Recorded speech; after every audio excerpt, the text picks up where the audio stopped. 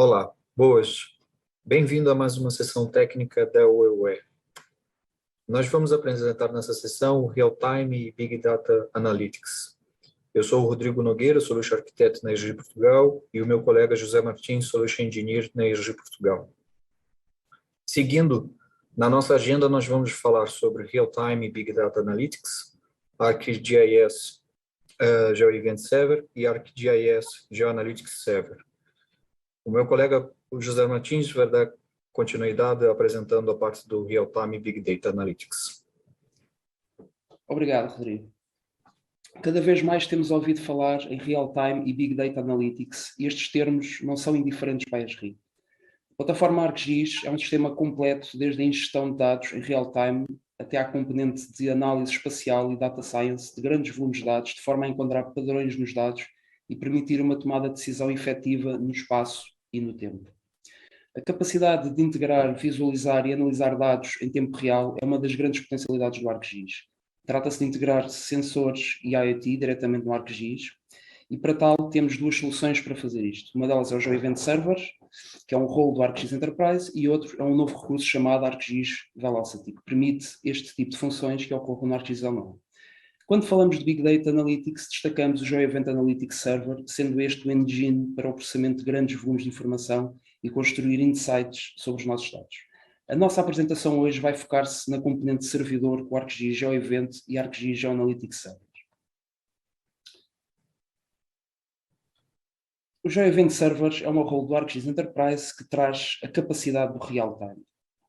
Ele está capacitado de providenciar 5 grandes capacidades, desde a ingestão de grande volume de dados de forma extremamente rápida, ligado a devices, sensores e um cenário mais amplo através da IoT. A segunda é o enriquecimento de dados e identificação de padrões nos dados através da analítica em tempo real. A terceira capability é a solução de armazenamento Big Data da ESRI através do Spatial Temporal Data Store, de forma a suportar um grande volume de dados. A quarta capacidade é de estender os recursos de visualização do ArcGIS Enterprise através de stream layers ou de agregações dinâmicas e a apresentação destes dados de uma forma discreta através de serviços. E, por fim, a quinta funcionalidade, que é a disseminação de informação através de aplicações em ambiente web, desktop ou através de recursos APIs. Mas o que é que são dados em real-time? Na prática, pode ser qualquer fenómeno ou observação que varia a sua localização e atributos no tempo. Temos 3 tipos de dados real-time. Os objetos em movimento, que mudam no espaço e no tempo, por exemplo, carros ou aviões ou pessoas. Os objetos estacionários, que normalmente são informação de sensores, que normalmente só muda a informação associada a essa própria localização, mas a localização mantém-se estática. Por fim, temos os eventos discretos, observações discretas, que apenas acontecem no tempo e no espaço. Por exemplo, um crime ou um acidente de trânsito. As observações, quando são armazenadas no Spatial Temporal do ArcGIS, permitem que seja possível ver dados agregados no tempo e no espaço. Esta é uma das grandes vantagens da utilização do Spatial Temporal. Ao nível da visualização de dados, é possível fazer agregações de dados on the fly, realizar algumas análises exploratórias com a combinação da componente geográfica e a componente de tempo e mudar a visualização destas agregações e a uma determinada escala, consultar os dados em bruto, os dados raw. Vamos agora ver uma demonstração de visualização de dados armazenados no Spatial Temporal Data Store e perceber a vantagem de utilização deste engine com armazenamento Big Data. Vamos explorar um conjunto de dados NTR que representam dados de medições de performance de rede num momento no tempo. Aqui estamos a tratar vários milhões de registros e a visualização destes dados através de agregações on the fly. À medida que nos aproximamos e afastamos, são criadas estas quadrículas, que estão definidas com base numa localização geográfica. A partir de um determinado momento, podemos fazer uma alteração para hexágonos, isto é, deixamos de ver uma quadrícula e passamos a ter uma outra representação dos nossos dados em hexágonos. Esta representação está a ser calculada e renderizada on the fly, isto é, a partir do momento que fazemos zoom in e zoom out, temos uma nova representação dos dados. Uma das grandes vantagens é que a partir de uma determinada escala conseguimos ter acesso à informação em bruto, isto é, temos acesso aos pontos que estão associados a essa mesma localização. Como tal, conseguimos também ter acesso a toda a informação alfanumérica associada. Vamos agora apresentar uma aplicação que permite ver e alterar este tipo de agregações dos nossos próprios dados. Então, o que necessitamos é de carregar o nosso serviço de Big Spatial Data Store e aí estamos capacitados para fazer todas as alterações ao nível do tipo de agregação de bin, bem como da informação que podemos ter agregada, como uma soma ou um campo para fazer uma média, por exemplo. Aqui, neste caso concreto, vamos utilizar o tráfego de informação que navega na rede através de um somatório. Podemos fazer uma alteração do tipo de agregação das quadrículas através de um GeoHash, ou podemos fazer através de triângulos ou através de hexágonos. Vamos deixar um flat hexágono, que acaba por ser uma representação mais agradável para este tipo de informação. Podemos alterar igualmente a escala de cores para os valores mínimos e máximos. E como podem ver, conseguimos ter já uma representação de grande concentração de tráfego de bytes num determinado momento temporal. Aqui já conseguimos ter uma análise exploratória da nossa informação. Aquilo que conseguiríamos ver somente através de pontos no mapa vai nos dar com o Big Spatial Data Store esta representação com uma agregação desta informação e conseguir tirar uma informação mais detalhada dos nossos dados em bruto. Vou agora passar a palavra ao meu colega Rodrigo Nogueira para demonstrar como é que se pode fazer uma configuração de output do GeoEvent com o Spatial Temporal Big Data Store. Obrigado, José Martins. Seguimos agora para fazer exatamente a construção desse output. Será necessário ali ter o Spatial Temporal configurado ao ArcGIS Enterprise e com isto damos um nome que for referente ao objetivo e detalhamos ali a parte da definition ou do esquema de informação que quer ser associado. Podemos ter ali a representação do tipo da geometria, escolhemos como ponto, e a quantitativo de máxima de registros que vão ser ali visualizados a cada interação.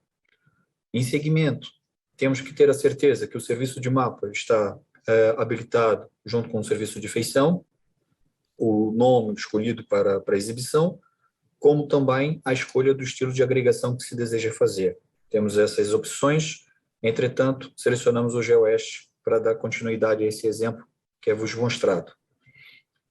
Em segmento, temos que ir na parte de renderização da agregação e atribuir ali a renderização, o estilo de renderização que se pretende colocar. Se vai ser a nível de contagem ou estatística em algum campo específico da informação source. Nesse caso, como exemplo, colocamos, por exemplo, uma coluna, um atributo de string, onde temos essas opções disponibilizadas, como também num campo numérico, como um double, outros tipos de estatísticas que podem ser habilitadas nessa questão. Neste exemplo, nós vamos aqui usar o padrão de soma e para atribuir o exemplo conforme mostrado pelo meu colega. Em segmento, podemos escolher ali o tipo de cor que vai ser o preenchimento da renderização no mapa ou no consumo da WebMap, determinando qual é o valor mínimo e o valor máximo desta cor, como também o contorno da geometria que está ali a renderizar, que nesse caso é o GeoHash, novamente. Em segmento, temos a renderização da própria feição, ou seja, no mínimo da visualização do serviço, da informação, podemos selecionar esses tipos, e nesse caso foi selecionado um círculo em azul, ou nesse caso em vermelho. Dando em segmento, podemos configurar a parte da informação de tempo, caso haja, e determinar ali a unidade de intervalo de tempo, bem como o intervalo propriamente dito. Temos essas opções, nesse caso deixaremos como segundo. Publicamos e já temos a informação para ser armazenada e construída na questão dos bins. Em segmento, vamos mostrar agora a questão do ArcGIS GeoAnalytics 7. através da informação, nós temos que resolver os problemas através, basicamente, de um conjunto de dados muito grandes e podemos colocá-los no mapa e tentar perceber o que se acontece ali. Mas como é que nós podemos interpretar isso de uma forma correta, esse grande volume de dados? É aí onde o ArcGIS Geoanalytics Server entra com a sua performance para atribuir padrões e identificações de conhecimento da informação em cima desses dados. Então, nós vamos falar um pouquinho mais sobre o Geoanalytics Server, exatamente no slide a seguir, onde nós temos um workflow que podemos trabalhar com essa grande base de dados e temos toda a performance dela tratada com a parte de infraestrutura associada com o Spark, onde vamos preparar esses dados. Ali podemos ter as fontes de dados que nós queremos conectar, podemos registrar esse file share, que neste caso é fazer o ficheiro, o manifesto da informação configurada dentro do GeoAnalytics, e após isso executar ali algumas análises, onde nós podemos ali pegar padrões, determinar locais, sítios, onde podemos perceber exatamente qual é o intuito daquela informação ou o conhecimento da informação daquele dado. Temos alguns exemplos de capabilities do GeoAnalytics, mas nós vamos focar neste exemplo apenas em dois. Dentro da categoria Summarize Data, nós vamos falar um pouco sobre Aggregate Points e um pouco sobre Reconstruct Tracks. A seguir, passo ao meu colega novamente, ao José Martins, onde ele vai demonstrar como o ArcGIS Geoanalytics serve através do Aggregate Points. Obrigado, Rodrigo. Nós usamos o GeoAnalytics para realizar este tipo de análises temporais e de agregação de grande volume de informação. Vamos continuar a explorar este conjunto de dados, o NTR, que representam as medições de performance da rede. Aqui podemos ver o mapa representado com milhões de pontos. Contudo, não conseguimos retirar grande informação relevante desta representação. Com recurso a estas ferramentas de Analytics, nós vamos conseguir perceber onde é que este serviço é fraco ou inexistente, tendo em conta a medição que é feita nos próprios dados. Então, para tal, vamos utilizar esta ferramenta de GeoAnalytics, que é a agregação de pontos, onde vamos definir a entrada e o tipo de agregação que vamos querer lá nos nossos dados, que vamos a definir como um hexágono. Definimos também um filtro, neste caso, para não realizarmos uma análise a todo o território, vamos filtrar somente por Lisboa. E já temos aqui a nossa seleção no mapa e vamos definir as estatísticas que vamos querer ter para as nossas agregações. Estatísticas estas que vamos definir como sendo o tráfego de informação, a potência do sinal recebido, vamos definir aqui como uma média, vamos apontar também a qualidade do sinal, também como uma média, e vamos colocar também o indicador de força de sinal. Todos estes campos fazerem um cálculo estatístico como uma média. Por fim, vamos definir o nosso output com o nome que pretendemos para esta nossa análise e vamos mandar executar a nossa ferramenta de agregação de pontos.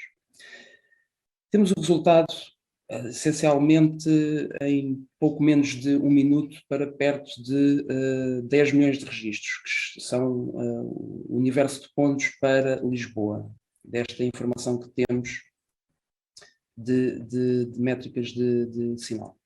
Aqui já temos uma representação em que podemos utilizar um valor que é a potência de recepção de sinal e alterar a sua própria simbologia para perceber onde é que o sinal é mais fraco ou até mesmo inexistente. Se aproximarmos o nosso mapa, conseguimos perceber que há aqui áreas com uma simbologia que nos dizem que o sinal é fraco ou inexistente. Então, com este tipo de ferramentas, conseguimos, de uma forma muito rápida, processar um grande volume de informação em poucos minutos e tirar informação dos nossos próprios dados.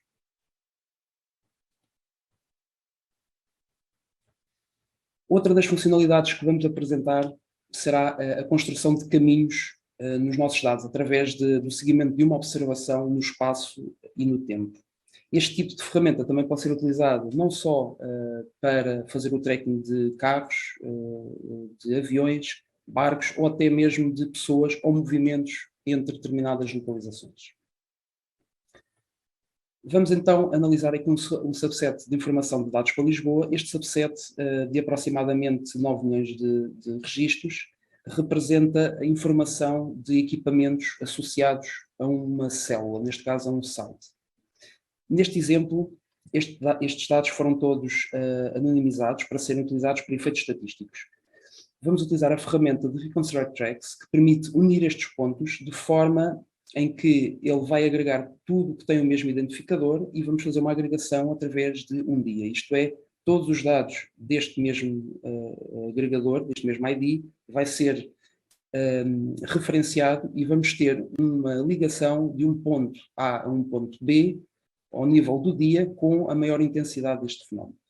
Essencialmente, esta ferramenta, para este número de pontos, é executada em torno de 2 minutos, ao ser muito rápido, e conseguimos ter uma representação em mapa com a variação ao longo do dia de todos os movimentos que houve na cidade de Lisboa para um determinado período temporal. Se aproximarmos, conseguimos ver a grande intensidade de movimentos que temos entre as várias localizações. Temos aqui uma matriz, uma grelha de informação que nos possibilita ver onde é que houve o maior volume de movimento e bem o próprio movimento em si. Se quisermos analisar um equipamento específico, eu relembro que estes dados foram transformados para não termos a identificação de uma pessoa, mas podemos seguir uma determinada característica, uma observação, num período temporal. Aqui vamos definir que vamos querer analisar de hora a hora, e com essa informação de hora a hora vamos conseguir ter o movimento deste equipamento num determinado dia e conseguir seguir toda a sua posição onde ele teve mais tempo entre uma determinada localização A e uma localização de destino B. Isto acaba por nos ajudar a ter um tracking que pode ser de uma pessoa, de um equipamento ou até de um outro fenómeno que possa acontecer no território e que tenha uma alteração no tempo e no espaço. Passo agora a palavra ao meu colega Rodrigo para mostrar como é que se conseguem configurar estas data sources para termos acesso a estas capabilities do Geoanalytics Server. Obrigado, José. Em seguimento, vamos aí fazer uma configuração dentro do Manager do Geoanalytics, onde é necessário configurar o ficheiro manifesto. Como é que é feito? Basicamente, na parte dos Data Stores, nós vamos, na secção de Database, fazer a criação de um Big Data File Share, ou seja, nós vamos fazer a parte do registro da ingestão de dados. Com isso, nós vamos dar um nome referente ao que nós acabamos de mostrar agora com as tools, que é o Big Data Example, por exemplo.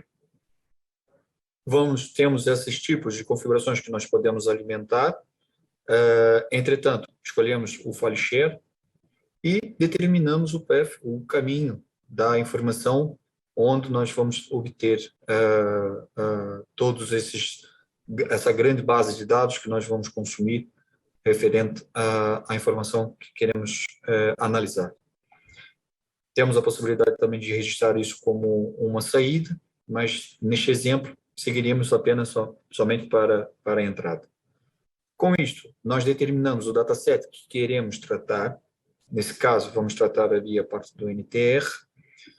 Temos dentro dos campos a determinação dos tipos que detêm esta informação.